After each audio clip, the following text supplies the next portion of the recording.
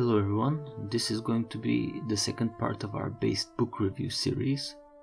Today we'll be covering Notes on Nationalism by George Orwell, who of course needs no introduction. The particular edition we'll be looking at today is by Penguin Books, first published in 2018. As you can see, it's quite tiny, around 50 pages. It contains 3 short essays which more or less revolve around the same topic.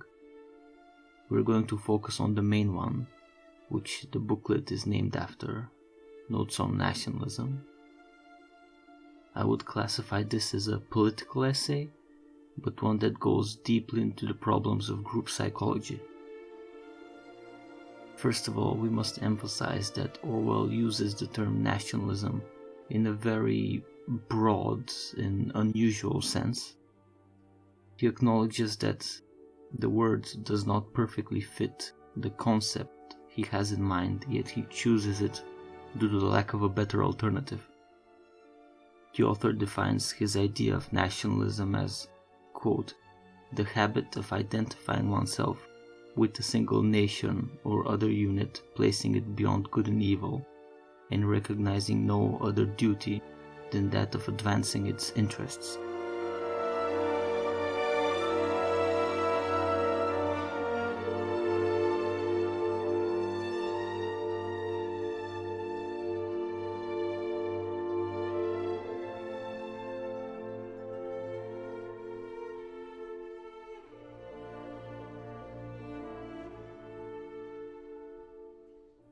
Orwell clearly differentiates between patriotism and his brand of nationalism, being in favor of the former and opposed to the latter.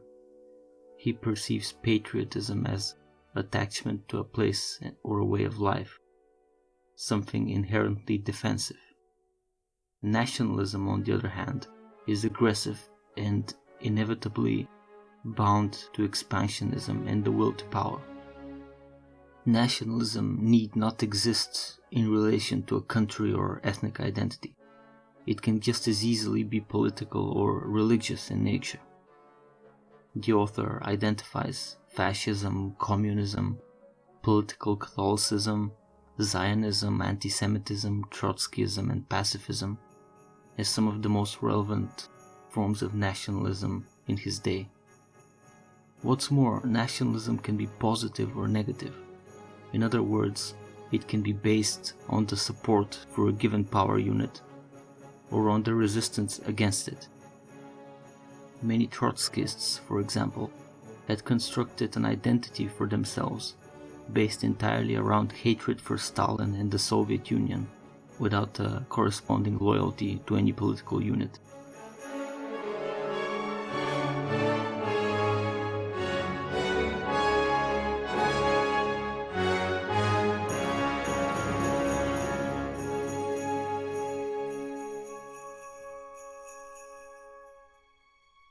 Orwell notes that nationalists have a blurred sense of reality and as a result poor judgment. For them, their respective power unit is always morally righteous and at the same time the most powerful. The author illustrates this by pointing to the English writer G.K. Chesterton, a man who was lover of all things Catholic. Chesterton's pro-Catholic biases led him to sympathize with foreign nations, especially France, more than with his own country, and to greatly overestimate their strength. He was convinced, for example, that France was so powerful that it could take on Germany in World War I all by herself. While the man was a harsh critic of British colonialism, he made no protest at all against the colonial exploits of France and Italy, which of course, being Catholic nations, stood above criticism.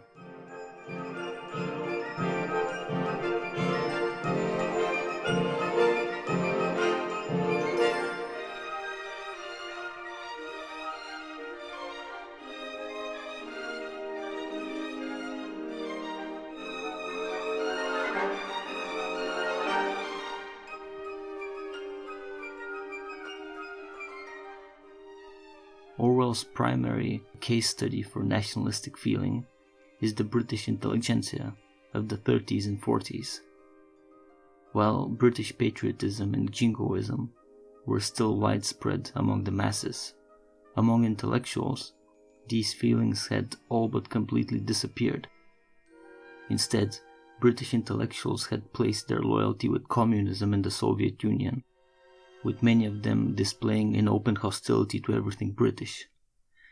The author writes that, quote, "Within the intelligentsia, a derisive and mildly hostile attitude towards Britain is more or less compulsory, but it is an unfaked emotion in many cases. During the war, it was manifested in the defeatism of the intelligentsia. Many people were undisguisedly pleased when Singapore fell or when the British were driven out of Greece, and there was a remarkable unwillingness to believe in good news, for example El Alamein, or the number of German planes shot down in the Battle of Britain.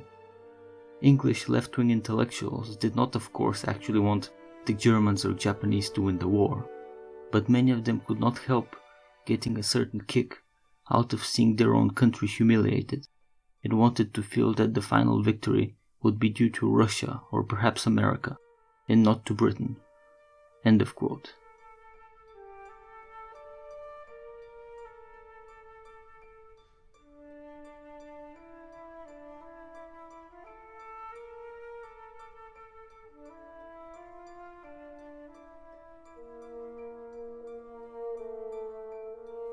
Nationalist loyalty is not fixed, and one frequently sees nationalists changing ideological positions and regrouping in defense of or in opposition to a different power unit.